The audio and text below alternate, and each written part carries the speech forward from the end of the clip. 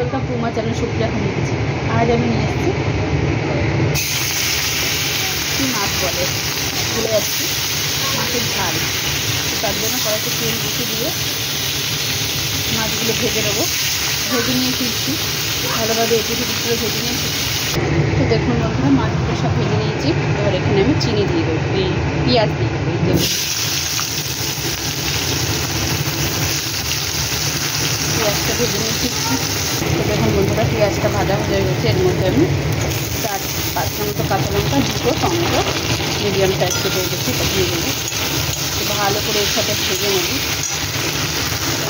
নুন দিয়ে দেবো যাতে এটা সিদ্ধ হয়ে যায় টমেটোটা তাড়াতাড়ি। আমি তো নুন দিয়ে দিলাম, পরে লাগলে আবার একটু দেওয়া যাবে।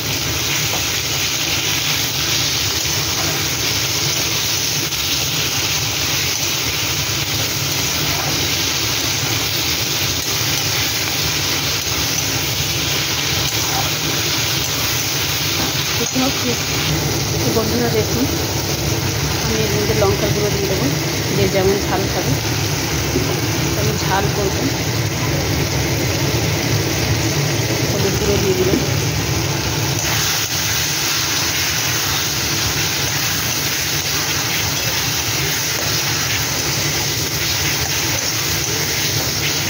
লঙ্কা গুঁড়ো দিয়ে দিলাম। চিনি স্বাদ মতো।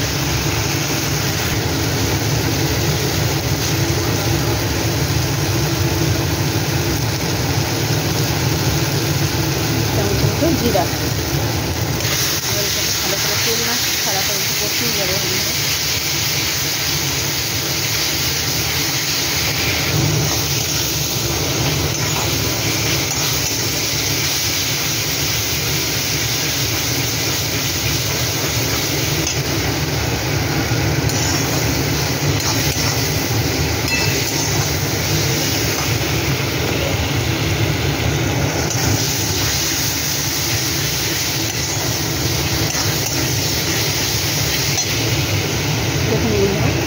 মোটামুটি আমার মশলাটা কষা হয়ে গেছে।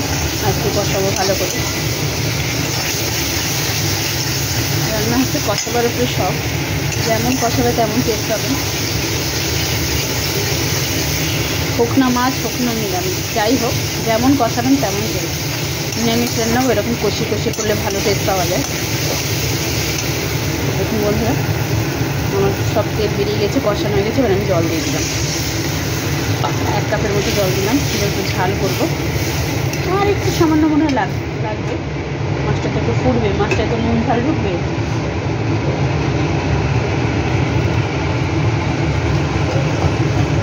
আর একটু দিয়ে দিলাম, একটু জল দিয়ে দিলাম। ফুটুক জলটা, পরে ফিরছি। তো মাছটা ফুটে গেছে, তো আমি এই অবস্থায় মাছগুলো সব দিয়ে দিলাম।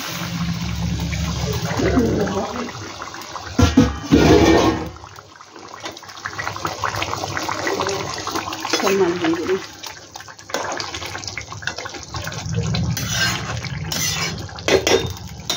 এবার আমি ঢাকা দেবো, আস্তে আস্তে হোক, পরে ফিরবো। তো বন্ধুরা দেখুন, ঢাকনাটা খুললাম, পাপা অনেকটা জল বেরিয়েছে। তো এই অবস্থায় আমি ধনেপাতা দিয়ে দেবো, দিয়ে আবারও ঢাকা দেবো। জলটা একটু কমিয়ে নিয়ে ফিরছি, নেড়ে দেবো হালকা। মাছের মাথাটা একটু উল্টে দিলাম, নাহলে দেখবো একদিকেই হয়েছে ভালোভাবে। পরে ফিরছি। তো বন্ধুরা দেখুন, জলটা অনেকটা শুকিয়ে গেছে, তো আমি গ্যাসটাকে বন্ধ করে দিলাম। তো আপনারা ট্রাই করবেন, ট্রাই করে সেখানে কমেন্ট করে জানাবেন আমার রেসিপিটা আপনাদের কেমন লেগেছে। ভালো লাগলে লাইক কমেন্ট শেয়ার করবেন, আর আমার চ্যানেলটা সাবস্ক্রাইব করে দেবেন। ভালো থাকবেন, সুস্থ থাকবেন। থ্যাংক ইউ ফর ওয়াচিং বন্ধুরা, বাই বাই।